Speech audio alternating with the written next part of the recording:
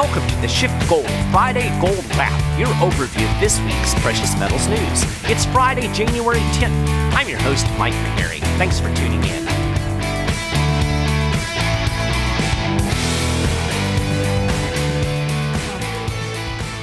Well, banging war drums certainly dominated this week. Thankfully, they seem to have quieted somewhat.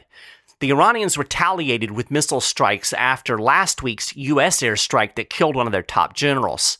No Americans were killed, and President Trump appears to be trying to steer a path toward de-escalation. So we're probably heading back toward the status quo of simmering hostilities. Although I guess given the situation and the players involved, things could take an ugly turn at any time, so stay tuned, right? The momentary fear of a hot war certainly demonstrated gold's role as a safe haven. After the Iranian missile strikes, gold shot above $1,600 per ounce, peaking at around $1,613. That was an 8-year high. But the elemental quickly gave up those huge gains as tensions eased and the risk premium evaporated. The interesting thing is that other traditional safe havens didn't spike nearly to the extent of gold. The dollar index was up, but only about a point. 10-year U.S. Treasuries actually dropped slightly during the crisis. Oil was way up, but any turmoil in the Middle East is going to boost oil due to concerns about supply disruptions. The place investors turned as fear peaked was gold. The lesson, if you want safety and security, you want to own gold. Let me touch on Bitcoin for just a second. It also showed some nice gains during the Iran brouhaha. I'm not nearly as negative on cryptocurrency as Peter Schiff. I think there's a future for crypto. I own some crypto. I think its decentralized nature makes it a powerful tool, but I like it more because of its potential as a medium of exchange. The thing is, we've still got a long way to go before it can serve as that role in terms of a broader acceptance in the mainstream, reducing price volatility, and creating networks that the average Joe can actually use. But it seems like the focus on Bitcoin has shifted toward viewing it more as a store of value, and I don't really like it as a store of value, and I certainly don't like it as a hedge. It is a fundamentally risky asset right now. It's very volatile. Peter said one thing I absolutely agree with when it comes to Bitcoin. It's not a good hedge. You can't hedge yourself by buying something that has more risk than what you're hedging. You have to go to something with lower risk, and that's gold. There's another lesson this week can teach us. It doesn't really do you any good to buy gold as a crisis unfolds. That's too late. Investors who got in while the war drums were pounding paid a high risk premium. You need to own gold before the crisis. Think about it. You wouldn't run out and buy insurance while your house is on fire. I mean, that's not even a thing. At any rate, gold seems to have stabilized at around $1,550 an ounce. It was at $1,552 the last time I checked before I started recording. It'll be interesting to see if it can hold above that historical level of resistance, $1,550. We pushed above that price recently last fall, but it couldn't hold. There still seems to be a lot of bullish sentiment out there despite the easing of Middle Eastern tensions, though. One headline I saw said gold bulls are reverting back to the basics, and the basics are a weakening economy and extraordinarily loose monetary policy. You know, it's easy to forget with our 24-hour news cycle and our obsession with the latest headlines that gold was on a nice little run up even before the poop hit the fan in Iraq. The article I read pointed out, quote, analysts acknowledge a major pivot and reversal of the monetary policy of not only the Federal Reserve, but the European Central Bank, the Bank of Japan, as well as the People's Bank of China has occurred.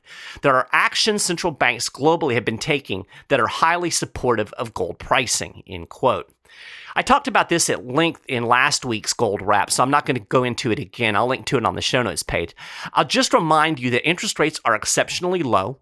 Jerome Powell has indicated that the central bank doesn't plan on raising interest rates to address inflation unless it becomes significant and persistent, and the Fed is still doing QE. Of course, they're still not calling it QE, but they're definitely still doing it. Oh, and did you know the Fed is still running repo operations? In fact, there doesn't really seem to be any kind of exit strategy here at all. And there are some policymakers that think this intervention in the marketplace should become permanent. This should not surprise you. Remember Milton Friedman's favorite quip, there's nothing as permanent as a temporary government program? Well, that goes for central bank programs as well. I'll link to an article in the show notes page that explains repo markets, how they work, and why the Fed had to intervene. In a nutshell, banks borrow cash short-term, like for 24 hours, to maintain liquidity. Last September, the interest rates on these loans spiked, so the Fed stepped in to artificially push the rates back down to normal. That's the first time that had happened since the financial crisis. There were a couple of coincidental things that happened that caused rates to spike in the repo markets, but it was a sign of a deep underlying problem in the financial system. Short version again, the Fed's balance sheet reduction caused a funds shortage. That's why the Fed is doing QE again and expanding its balance sheet.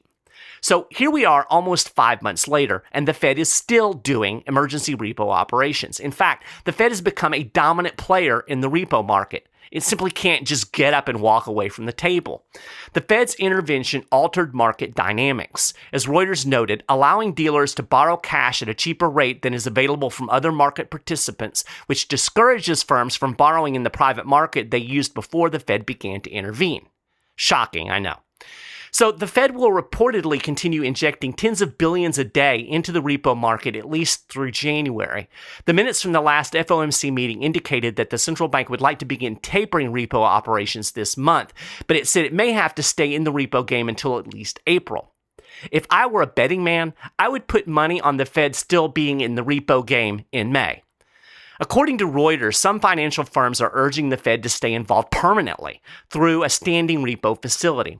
I think that'll probably happen. Repo operations are temporary, like debt monetization was temporary during the Great Recession. By temporary, we mean permanent. Intervention begets intervention. We got some other data on gold this week that I wanted to touch on. Central banks continued what the World Gold Council called their remarkable gold buying spree in November. According to WGC data, central banks gobbled up another net 27.9 tons of gold. That brings the yearly total for 2018, with 1 month left to calculate, to 570.2 tons. That's 11% higher than the same period in the previous year, and the previous year nearly set a record. In 2018, central banks purchased just over 650 tons of gold. According to the World Gold Council, that was the highest level of annual net central bank gold purchases since the suspension of dollar convertibility into gold in 1971, and the second highest annual total on record. Turkey and Russia were the biggest buyers in November. The central bank gold buying spree is expected to continue into 2020 as countries continue to create a hedge against geopolitical risk and diversify their reserves away from the US dollar. World Gold Council Director of Market Intelligence Alistair Hewitt said that there are two major factors driving central banks to buy gold: geopolitical instability and extraordinarily loose monetary policy. Notice the theme, loose monetary policy. And he said, quote, "Central banks are looking toward gold to balance some of that risk. We've also got negative rates and yields for a large number of sovereign bonds." Meanwhile, gold-backed funds also had a big year in 2019. Holdings in gold-backed ETFs grew 14% last year. ETF gold holdings reached a record 2,900 tons in the fourth quarter. The previous record was set back in 2012 when the price of gold was near $1,700 per ounce. Overall, gold-backed assets under management grew by 37% in US dollars due to positive demand and an 18% increase in the price of gold in dollar terms. Interesting tidbit, in 2019, the price of gold hit all-time highs in every major G10 currency except the US dollar and the Swiss franc. Global trading volumes rose 27% year-on-year to $145 billion per day in 2019. So, once again, the common denominator here is good old central banks. The WGC report said, quote, "The strength of gold was mainly a byproduct of a dovish shift in monetary policy. Our research indicates that a shift from a hawkish or neutral stance to a dovish one has historically led gold to outperform. Additionally, investors may have been drawn to our research that shows that positive impact of lower rates on gold prices, as well as the potential for additional gold exposure in a low-rate environment. And with over 90% of sovereign debt trading with negative real rates, the opportunity cost of investing in gold has improved," end quote. Again, the fundamentals driving gold don't seem likely to change anytime soon. We're still going to have loose central bank monetary policy. We're still going to have geopolitical tensions. We've got an election coming up. We have impeachment. We still have a trade war. And we have some pretty weak economic data underlying all of this. But hey, don't worry, the stock market is up, right? Or maybe worry. Just a little.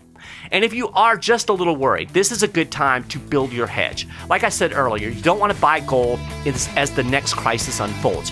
You want to already have gold in your portfolio. Peter recommends at least 10 to 15%. A SchiffGold Precious Metal Specialist can give you a lot more detail and more information on all of this and help you evaluate your portfolio, where you are and where you need to go. Give them a call today at 1-888-GOLD-160. Well, that is a gold wrap for this week. You can get more details on all of these stories and more, and keep up with the latest precious metals news and analysis throughout the week at SchiffGold.com/news. And if you haven't done it already, you can subscribe to the Friday Gold Wrap over at iTunes or on the SchiffGold YouTube channel. You'll find links on the show notes page to those things, also to various articles that relate to this week's news. I appreciate you listening to the show, and I'll talk to you again next week.